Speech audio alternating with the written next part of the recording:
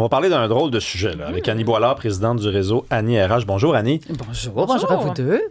Le dopage, mais comme au travail, c'est ça? Le dopage cognitif au travail. Effectivement, les gens font ça pour se permettre de garder la cadence, d'être performant. C'est la première fois que vous en entendez parler? Ben, j'ai vu Le Loup de Wall Street là, avec Leonardo DiCaprio. Je sais que dans certains domaines, c'est une pratique courante.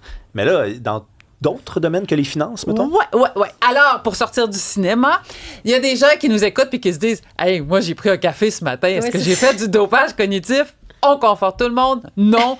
De tous les temps, les employés ont eu recours à des vitamines, des boissons énergisantes, du thé, du café pour se tenir le coup au bureau. Puis ça, c'est tout à fait normal. C'est pas de ça dont nous parlons. Du dopage cognitif, c'est l'utilisation de produits pharmaceutiques non prescrits pour augmenter nos performances professionnelles. Donc, en simple, là, c'est utiliser des médicaments sans être sous la supervision d'un médecin. Puis là, on parle de ça parce qu'en France, Le Monde titrait un article cette semaine qui disait des gens qui utilisent la cocaïne pour augmenter leur performance professionnelle.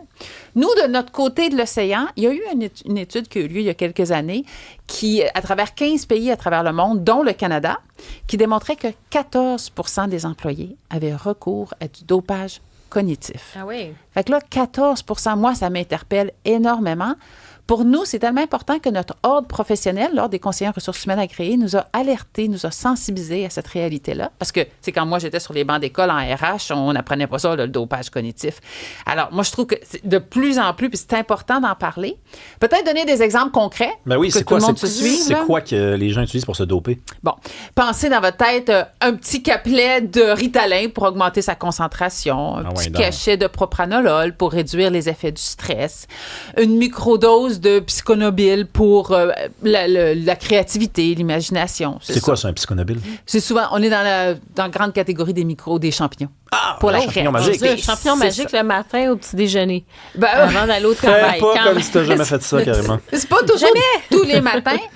Peut-être pour vous donner un exemple, moi, j'ai rencontré un employé qui m'a dit utiliser ces substances-là, notamment des micro-champignons, des microdoses de champignons, puis c'était pour sa créativité. Puis je me souviens de lui avoir dit « Ah oui, mais c'est quoi ton métier? » T'sais, moi, je me disais « Elle doit travailler dans une agence de communication, créer des messages, des campagnes publicitaires, des choses. » Non, elle travaillait dans un magasin à grande surface. Elle pliait des vêtements. Elle voulait peut-être un bon buzz là, pendant son quart de travail. C'est peut-être ça, là. Mais je vous le dis pour nommer à quel point c'est intégré dans nos milieux professionnels. Fait que quand les gens font ça, ce qu'ils recherchent, c'est typiquement, soit ils veulent de l'hyperconcentration, soit ils veulent réduire les effets du stress, soit ils veulent de la créativité, de l'innovation, là, dans cette catégorie-là. Nous, nos objectifs d'en parler aujourd'hui, parce que c'est quand même sur une ligne délicate, là, parce qu'on veut à la fois informer les gens, mais on ne veut pas en faire la promotion, parce qu'il est clair que la ligne qu'on va partager, c'est on ne recommande pas à personne de s'adonner au dopage cognitif. Il est anormal qu'un milieu de travail ou qu'un employé sente le besoin d'avoir recours à ces substances pour juste tenir le coup au travail. C'est anormal. Ça. Mais déjà, on parle de dopage cognitif. Peut-être juste dire se droguer. Se droguer, ça dépend comment on va l'interpréter, mais c'est vraiment des substances pharmaceutiques. Fait que, en anglais... Là, la cocaïne... Oui, mais la littérature sur le sujet, c'est consommer des produits pharmaceutiques, donc des médicaments, sans être sous la supervision d'un professionnel de la santé. Fait que du champignon magique, mettons qu'on vient quand même d'en parler, ça rentrerait pas là-dedans, parce que tu peux pas aller à la pharmacie et te faire prescrire des champignons magiques, ni du LSD. J'ai déjà essayé LSD, ils disent allez retourner chez vous, là, ça marche pas. Là. Effectivement, mais il y a certaines substances pharmaceutiques qui peuvent être dans cette catégorie-là. Ouais. Et si on regarde justement en termes de... Donc, les gens décident de faire ça, mais c'est en progression. Qu'est-ce que vous observez? Bien, il y en a. Là, on sait qu'il y a 14 % dans l'étude dont on citait tantôt, puis on sait qu'il y en a de plus en plus. Moi, êtes-vous surpris par ces statistiques-là? Ben, c'est parce que j'ai l'impression qu'il y a tellement de choses qui rentrent là-dedans que non, ça me surprend pas, 14 %. Honnêtement, je suis pas surpris. Okay. Je suis pas surpris du tout. Puis en passant, je suis même pas sûr d'être d'accord avec vous deux, là, ou en tout cas avec toi, sur l'idée que ça ne se justifie jamais. C'est-à-dire, si, mettons, tu fais un travail créatif, puis qu'il y a quelque chose qui peut vraiment t'aider à être plus créatif, qui suis-je, moi, pour dire tu devrais pas prendre ça? Sincèrement, je veux dire, je sais que c'est peut-être pas bon pour la santé, là, mais en même temps, c'est un travail créatif. C'est peut-être ça le point, là. Ouais, mais je veux dire, regarde, c'est pas pour rien que dans la Silicon Valley... Si tu fais ça pendant 20 ans, il y a peut-être, tu vois ce que je veux dire, à un moment donné, il y a des impacts aussi sur ton entreprise, sur toi-même, surtout, avant tout, sur ta santé. Puis si c'est rendu que la norme on encourage ça. Donc, la norme, ça va être la personne qui est un peu buzzée, justement, puis que, ben, c'est l'impact sur les autres. Tu sais, est-ce que tu vas te sentir, toi aussi, un peu obligé d'aller dans cette direction-là pour être dans le même état d'esprit puis avoir les mêmes conséquences créatives, tu sais? Oui. Alors, il y a 2 éléments dans ce que vous amenez dans la conversation. Moi, j'aurais incanté les dieux, Rémi, pour que tu nous amènes pas sur ce terrain pour tout ce qui est des microdosages. Il faut diversifier la conversation un peu. Parce qu'on va quand même admettre intellectuellement qu'il y a un courant de pensée minoritaire en Europe qui dit qu'on diabolise ces substances-là. OK? Alors, la ligne demeure la même. Là. On ne recommande pas à personne de s'abonner au dopage cognitif, mais il faut quand même reconnaître que c'est pas unanime là, dans la science, ce qui tourne autour de ça. Puis là, tu disais, Karima, tu sais, ouais, mais là, tu sais, quand il y en a un qui le fait, là, ça devient un petit peu comme une compétition. C'est comme si les gens se sont pas comparés sur des bases égales. Fait que là, ça crée un engouement. Ça peut, comme ça s'intègre dans les milieux professionnels. Moi, c'est ça que je vois. Puis je vois 2 façons dont ça rentre dans nos équipes professionnelles. La première, j'ai eu quelques cas là, où j'ai été témoin de ça, c'est souvent des parents qui consultent pour des enfants en TDAH. Ils obtiennent un diagnostic, une prescription. Puis là, il y a quelque chose qui leur dit, c'est quoi? C'est probablement héréditaire, cette petite bébite-là. Alors, des fois, la tentation est facile quand ils ont tous les comprimés à leur disposition, quand il y a une grosse présentation, quelque chose de spécial, de se dire, tu sais, l'hyperconcentration, puis là, ils se essaient, puis ben, des fois, ils apprécient. Donc, moi, c'est un des cas que j'ai vu. L'autre élément, puis ça, c'est la grande porte d'entrée pour nous, ce sont nos jeunes professionnels qui arrivent des universités. Eux, ils ont utilisé ça quand ils étaient aux études. Là, ils arrivent dans les milieux professionnels. Fait qu'ils continuent leur consommation. Mais non seulement ça, c'est parce qu'ils en parlent librement, ouvertement. Alors, des fois, ça crée de la curiosité de la part de d'autres personnes où il y a des gens qui vont se sentir défavorisés par rapport à certains jeunes employés. Alors, des fois, c'est comme ça que ça devient, comme ça se contamine dans les équipes de travail. Non, complètement. Et on en a parlé tantôt, on se posait la question s'il y avait des industries qui étaient plus affectées que d'autres. Oui, effectivement. Le Devoir a publié un beau papier sur ce sujet-là. Il nous parlait de certaines industries. Il y avait les camionneurs. 30% d'entre eux disent utiliser du dopage cognitif. Ben, il y a une camionneuse qui nous a écrit, Annie, Nathalie, qui nous dit « Moi, je prends des wake-up en vente libre pour ne pas m'endormir au volant. Je travaille 60 heures semaine sur la route. » Ben, ça ne s'invente pas, là. On a reçu ce message-là. C'est ça. Les camionneurs, les gens en finance, 19%. 20% des chirurgiens qui utiliseraient du dopage cognitif. Moi, j'étais un peu surpris. C'est comme, vous connaissez pas de professionnels de la santé, vous êtes chirurgien. Là, il me semble qu'il y en avait à leur disposition. Mais on m'a expliqué que des fois, il y a toute la notion du secret derrière ça. Mais un des métiers qui trône en haut du palmarès, les grands utilisateurs de dopage cognitif, je sais pas si vous le voyez venir, là, mais les musiciens. Ah ben oui! 72% d'entre eux témoignent utiliser du dopage cognitif. C'est souvent pour réduire les symptômes du stress. Pensons là, la dextérité manuelle quand ils ont des auditions, des concerts. Ça, puis c'est énorme. Là, vous allez quand même pas me dire, toutes les deux, je m'excuse, là, mais vous allez pas me dire que les musiciens devraient moins se doper si à l'échelle de l'histoire, ça nous a quand même donné de grands albums, Harmonium, des affaires de les Beatles. Là, venez pas me dire que ils auraient fait les mêmes albums sans ces produits-là. Là. Vous allez me dire ça?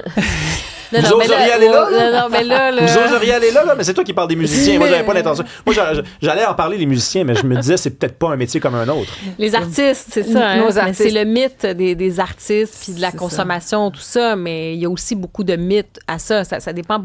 Là, tu as mentionné le dopage cognitif ou des choses pour diminuer le stress, mais ensuite, sur les artistes, tu sais, l'artiste torturé qui va aller faire des expériences de drogue, je vois ça quand même, il y a 2 éléments. C'est pas nécessairement la même chose, pas nécessairement les mêmes substances. Puis oui, excuse-moi, là, mais quand tu regardes des Amy Winehouse, des musiciens qui sont morts mettant la fleur de l'âge, j'aurais aimé ça qu'ils soient là plus longtemps, moi. Ah ouais. Moi, je vais restreindre mon opinion au milieu professionnel. C'est quand même mon champ de compétences. Quand on parle d'artistes comme ça, il n'y a pas nécessairement un patron derrière qui leur impose des délais puis des dates de butoir. Mais dans un monde professionnel, moi, je réitère, pour moi, il est anormal que quelqu'un, quiconque, ait besoin d'avoir recours à de telles substances pour tenir le rythme, pour se sentir performant au travail. C'est clair qu'il y a comme un non-sens. À un moment donné, viens comme tu es, puis il y a des petits stimulants, j'avoue. Là, on triche un peu, un café, un autre petit café, mais là, je pense qu'il y a une nuance entre ça, puis quelque chose, des produits un peu plus durs qui vont affecter ta santé sur le long terme. Là. Voyons donc. Le café, on ne se parle pas d'un produit pharmaceutique. Là. C'est pas... Moi aussi, je suis d'accord, le café, tout ça, les vitamines, les boissons, les énergisantes. Si t'en prends 30 par jour, il y a peut-être un problème aussi. Là. Ça se peut que tu aies des tremblements un petit peu. Là. Est-ce qu'on peut prendre quelques secondes pour réfléchir ensemble de ce qu'on recommande aux employés qui seraient là-dedans? Parce que si on veut les soutenir, je comprends que les gens n'ont pas nécessairement tendance à vouloir parler de leur consommation. Mais derrière cette consommation, il y a quelque chose, il y a un trouble. Souvent, il y a une cadence qui ne convient pas, des objectifs de travail qui sont trop démesurés. Moi, j'invite les gens à parler de ça avec leur patron, patronne, pour pouvoir adresser le problème à sa base. Puis s'il y a des gens qui se disent « Ah non, moi, je peux pas aborder ça » ou « ça fait partie de notre culture organisationnelle », je réitère que depuis la nouvelle loi, notamment pour les risques psychosociaux, puis la loi sur la CNESST, puis la modernisation de cette loi-là, on est arrivé avec toute la protection des risques psychosociaux qui inclut la charge de travail. Donc, dans la grande majorité des entreprises, c'est une question de taille, il y a des comités santé-sécurité au travail sur place. Si un employé se retrouve là-dedans, il peut toujours passer par son comité de santé-sécurité au travail pour faire émaner, pour en mettre dans la conversation tout ce qui a trait à la charge, aux objectifs et compagnie. Puis ça va donner des façons objectives d'amener la conversation, puis ça va faire que c'est pas comme un employé qui consulte son patron parce qu'il y a un problème. Même l'employeur a l'obligation de veiller sur la santé physique et psychique de ses employés. Donc, c'est pour ça qu'il y a des tribunes pour ça. Merci. Merci beaucoup, Annie Boilard. On va quand même continuer la conversation, Karima, sur la pression au travail, parce que est-ce qu'il y a plus de pression qu'avant? Est-ce qu'il y a moins de pression qu'avant? Tu sais, s'il y a de plus en plus d'utilisation de ces produits-là, on a parlé du stress, je déduis qu'il y a plus de pression au travail. Par contre, moi, j'entends beaucoup du monde aussi dire tu sais, il y a la dépression au travail, il y a des burn-out, il faut faire attention à sa santé mentale. Je ne serais pas capable de dire qu'il y a plus de pression qu'avant. J'ai l'impression qu'il y a un discours qui pousse dans l'autre sens aussi. Moi, je pense que, écoute, j'étais pas là avant les années 80 et tout ça. Eu des grands-parents. Mais non, moi, je pense que la pression est comme inhérente au milieu de travail. Mais oui, moi, je trouve qu'il y aura toujours de la pression dans les milieux de travail.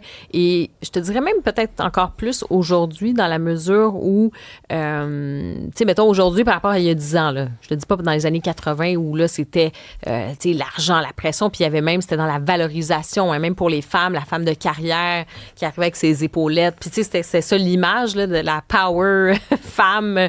Il y avait cette pression-là. D'ailleurs, tu remarqueras dans les années 80, on parlait beaucoup de la cocaïne. Mais disons depuis 10 ans, OK, on va dire les 10 dernières années aujourd'hui, moi, je pense que c'est ce retour à la pression parce qu'il y a cette peur de l'arrivée de l'intelligence artificielle, de se faire remplacer. Tout va plus vite. On est désuet plus rapidement. On stagne plus vite. On veut... Il y a aussi la pression de... On a l'impression qu'on est dans un univers de compression budgétaire. Qui peut faire le job pour moins cher? Il y a cette pression-là. Ouais. Et j'ai l'impression qu'il faut carburer puis se dire, OK, on y va à fond parce que demain, on ne sait pas de quoi sera fait l'avenir. Est-ce que l'entreprise va avoir des réductions? Est-ce qu'elle va être délocalisée parce que le contexte international, on va-tu perdre nos jobs? Donc, les gens veulent être performants parce qu'ils veulent garder leur job. OK, mais attends une minute. Là. Mettons, ferme tes yeux. Imagine un employé qui rentre dans le bureau de son patron aujourd'hui. Là, on est quoi? On est le 16 juillet 2026 et qui dira à son patron, écoute, j'ai besoin de repos, je suis plus capable. Regarde, je suis plus capable.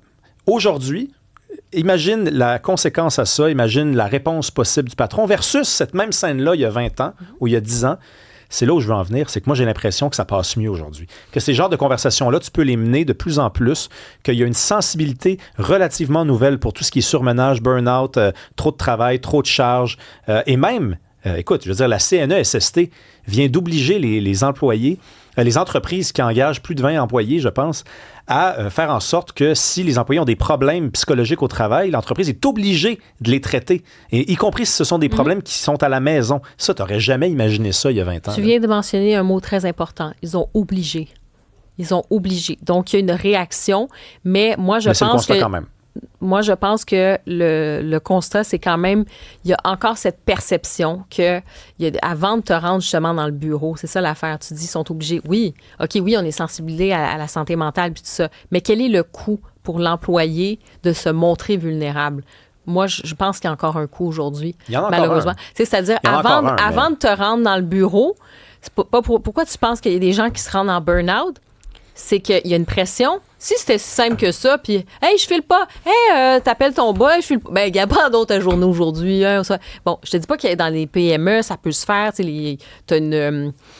tu as une belle relation avec ton patron dans l'entreprise ou tu as peut-être même des congés. Tu sais, si tu es syndiqué, tout ça, tu as des congés payés. À la limite, tu n'as pas à te justifier. Tu as un congé, tu es malade, point barre, puis parfait. Mais de se rendre, aller voir ton patron, moi, je pense que c'est pour ça aussi qu'il y a beaucoup de burn-out. Les gens prennent sur eux puis ils disent je suis capable d'en faire plus, je suis capable d'en faire plus. Hey, je peux pas faire ça, je peux pas me montrer faible. On a encore ces réflexes-là. Il y a un coût à ça. Et il y a beaucoup de gens qui ont peur. Et je dis peut-être à tort, là, il y aurait peut-être, tes collègues, à un moment donné, ils vont avoir de l'empathie pour toi. Mais je pense qu'on peut avoir cette perception que tu ne veux pas être la personne qui est faible. Puis je trouve ça plate, là, j'encourage pas ça. Au contraire, je pense qu'on pourrait s'éviter bien des burn-out.